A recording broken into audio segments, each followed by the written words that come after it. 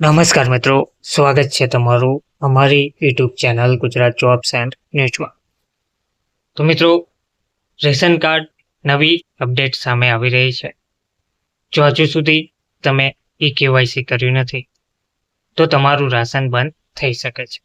આવતીકાલથી ration card સંબંધિત આ નિયમોમાં મોટો બદલાવ થઈ શકે છે। વિગતવાર જોઈએ તો રેશન કાર્ડ માટે આજે વર્ષ 2024નો છેલ્લો દિવસ છે। આવતીકાલથી 2025 શરૂ થવા જઈ રહ્યું છે। તે દરમિયાન નવા વર્ષમાં ઘણા નિયમો બદલાવાના છે, જેની સીધી અસર સામાન્ય લોકોના ખિસ્સા પર પડશે। નવા વર્ષમાં રેશન કાર્ડના નિયમો બદલાશે। નવા વર્ષમાં રાશન કાર્ડ અંગેના કેટલાક નિયમોમાં મોટા ફેરફાર થવા જઈ રહ્યા છે।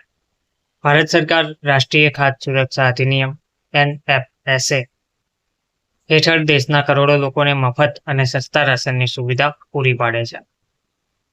આ યોજનાનો લાભ મેળવવા માટે રેશન કાર્ડ ફરજિયાત છે, પરંતુ 1 જાન્યુઆરી 2025થી રેશન કાર્ડ ધારકો માટે કેટલાક મહત્વપૂર્ણ ફેરફારો લાગુ થવા જઈ રહ્યા છે।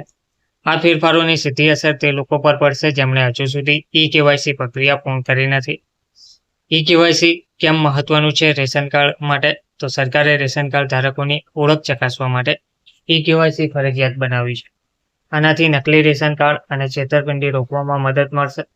કેવાયસી વિના સરકાર માટે સુનિશ્ચિત કરવું મુશ્કેલ બની જાય છે કે યોગ્ય પાત્ર લોકો સુધી રાશન પહોંચી રહ્યું છે કે નહીં। સરકારે અગાઉ કેવાયસી માટેની સમયમર્યાદા પણ લંબાવી હતી।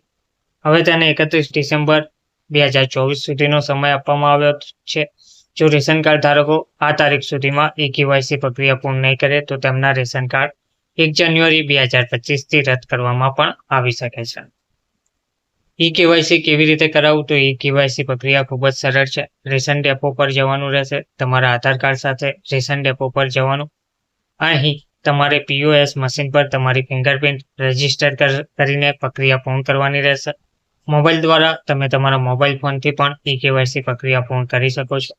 આ માટે રાજ્ય સરકારની સંબંધિત વેબસાઇટ અથવા એપ્લિકેશનનો ઉપયોગ કરવાનો રહેશે।